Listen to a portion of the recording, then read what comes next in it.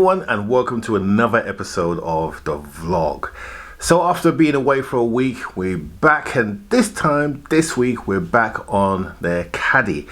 So the Caddy has been sold, and now I need to get this van up and running. So the last time we were working on the Caddy, we left it with the DPF being completely blocked, so I had to buy a new one. We got a new one that we're going to fit today, and I'll show you that in a second. And then of course we need to just get this fan just running nice and smooth. So we did get it running. It was full of smoke, but that was because it was so full of oil. But now we've drained everything down. We're now going to basically give that van some TLC, get it up and running nice and smooth. Then we're going to work on some of the bodywork stuff that needs to be done. So it needs new side doors, it needs the seals sorted out.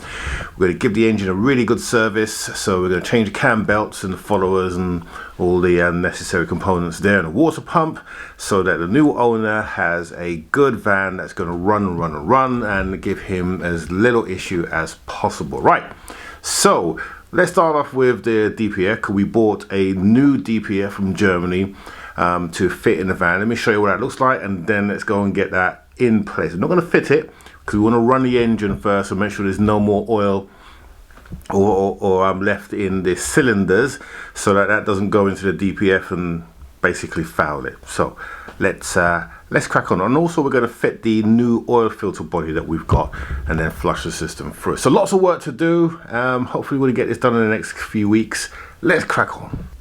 Alright, so starting off with our DPF. So here is our brand new DPF, and this seems to be a little bit of a theme for me, but this one is completely new and basically ready to fit. So we're going to squeeze that into the van and get it in place. Then we'll bolt it all up, put the subframe back on, and then we'll start off with the oil filter. We'll do that first, but I just thought I'll show you that. Imported from Germany, high quality. So this should be last a good sort of 150 odd thousand miles that they do. And yeah, let's get that sorted. Right, so the first job we're going to tackle is down there. That's putting in this new oil filter assembly. So this is a brand new oil filter. This is a new oil filter inside, and our oil cooler. Now, as I showed you some weeks ago, normally what happens is these perish, as I think what's happened here. So this is a new one, new rubbers, etc. So we're just going to put that on down there. It's a bit fiddly, so probably won't show much of it, but we'll show what we can.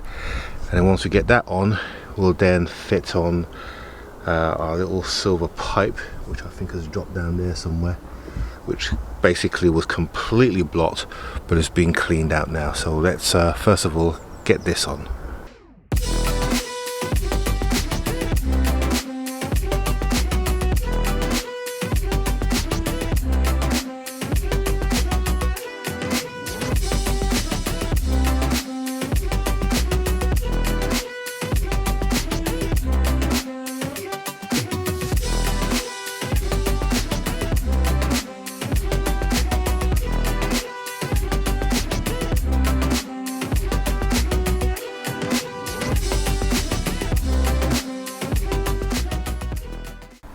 Okay, so we got our new oil filter and housing in place. That's all bolted in. We've put the rubber pipe back in as well. That's the water cooler pipe, and we've got our oil cooler in the front here. So next we're going to put in our I think this is our EGR valve return. Now this was completely blocked, and I took it off, you couldn't see through it at all, but now it's completely clean, which is brilliant. So that basically will go into there like so, and then bolt into here, and then here is the cup that it goes into, again all nicely cleaned up. That was completely blocked, and I think that was the reason why the van wasn't starting, because when we took this off, the van just sprung into life. So this has now been completely cleared as well and cleaned up.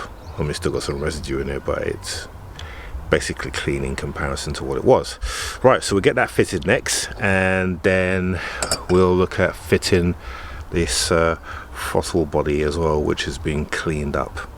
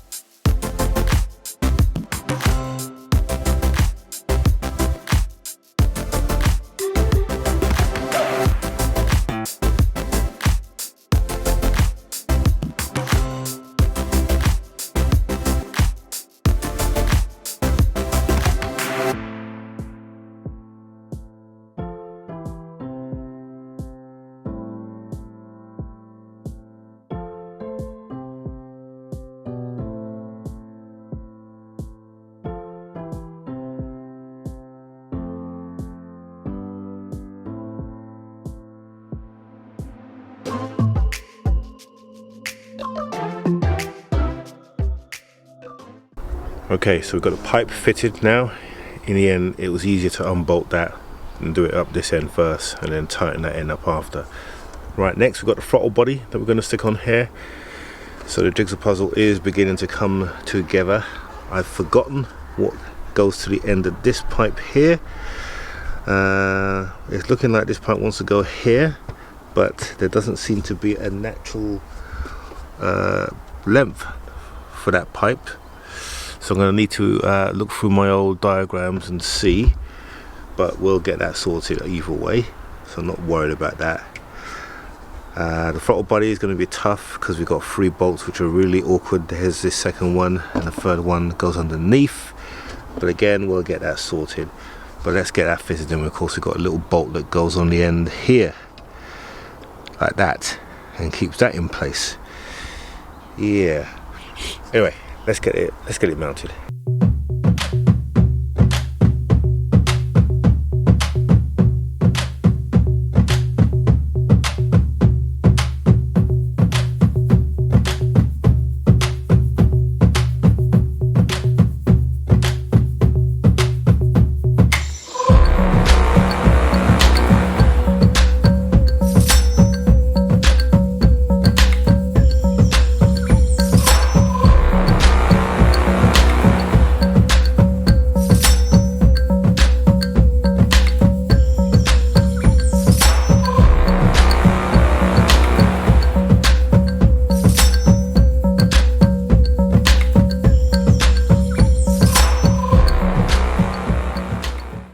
Okay, so here's the old DPF.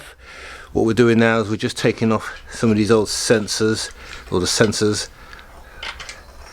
Yeah.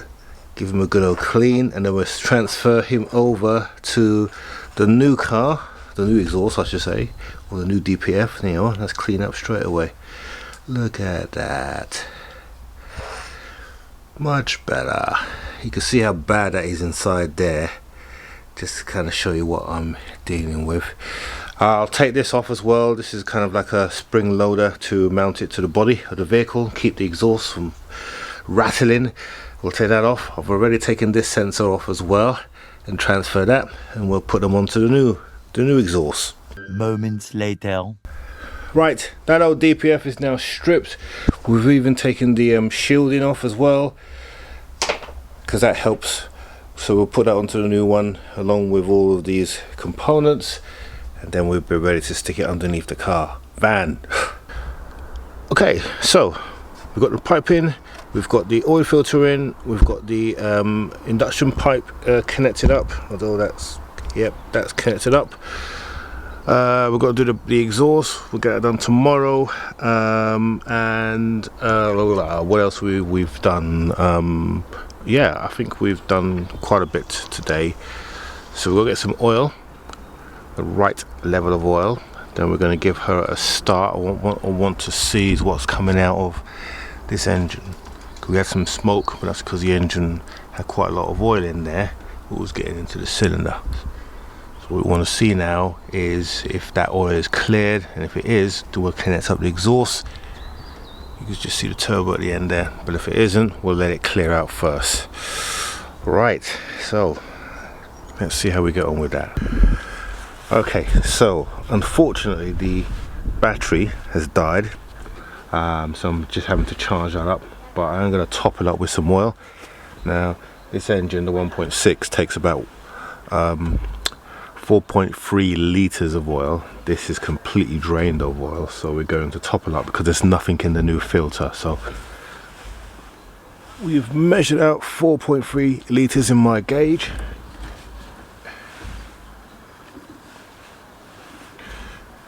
So we'll just fill it up with this, my fast filler, and that should put us in a good stead to basically start the vehicle once we get the oil put in. Actually, this thing makes such a difference when it comes to filling up oil when you got it, because you don't get all the air glugging, it just goes straight in with no problem.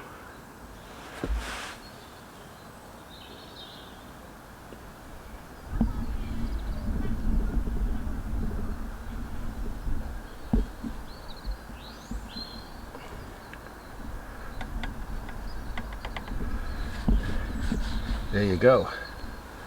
That is 4.3 litres. The correct quantity for this van. Let's make sure we get everything in.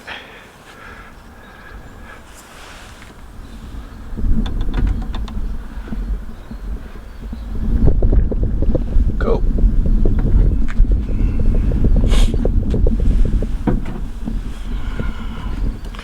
Alright, give it a couple of minutes and then we'll measure it with the old dipstick. Moments later. Alright, so it's been a couple of minutes now, so as you can see, let's give it a bit of a measure. It is on a slight gradient, so we have to be wary of that. But yeah, it looks spot on. There you go. Hopefully you can see that level, but it's just below that top mark, which is where we want it to be. It's on the top of the markers, which is perfect. Good. And I suspect it'll be slightly higher when we lower it down, but it's in a good place. In fact, actually, no, it's about right, because the engine at the moment is tilted because it's rocking, because we've got the bottom mount on, so that level is probably about right. Right, okay, so that is going to be it for this week. So let's just go over what we've done and what we're going to do next week. Alright, so let's just summarize. So we've obviously getting the engine back together now. So it's got new oil in there, new oil filter, etc. We've got the new DPF in but not fitted because we want to leave it out at the moment. Once I get the battery charged, you can see the battery charging down here. And you can also see where it is on the level. It's got some way to go, but once we get that charge, next week we're going to go for a startup. This will be the make or break startup on that van. So if we get a nice clean burn in terms of no James Bond style smoke coming out of that engine, then we're all good to go, and we will continue with getting it up together. If that is not the case, if we do get a lot of smoke and we continue to get a lot of smoke and it doesn't clear, then we're going to replace that engine, period. Okay, I'm pretty convinced that engine is fine, because those engines are really strong, the 1.6s. I'm just convinced that it was just the oil over there that was overfilling it. So once we confirm that it's okay, then we'll continue getting the DPF mounted and taking it to the next level. We then go on to bodywork of the vehicle, and we probably need to replace, well, we're definitely going to be replacing one door because that's damaged. We're going to possibly have to replace the near side door. That's a passenger door. In fact, let me show you. I'll show you what I'm talking about rather than me explaining.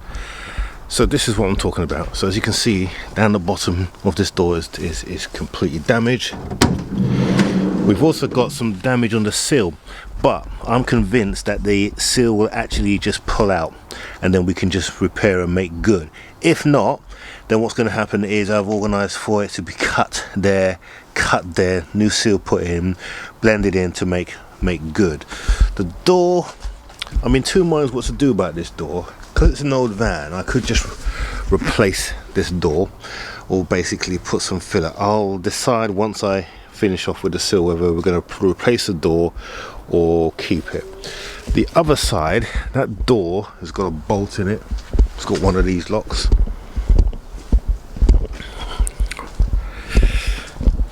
So and it's preventing the door from opening. So I don't know whether it's because it's locked, but I'm going to see if I can maneuver it from the inside. If I can, then great, but if we can't, then I'm just going to replace the door, and then we should be good to go on that. And there's a couple of marks I'm going to sort out. So this hair, these here, all of these will sort out and make good. This hair needs a bit of repair work done.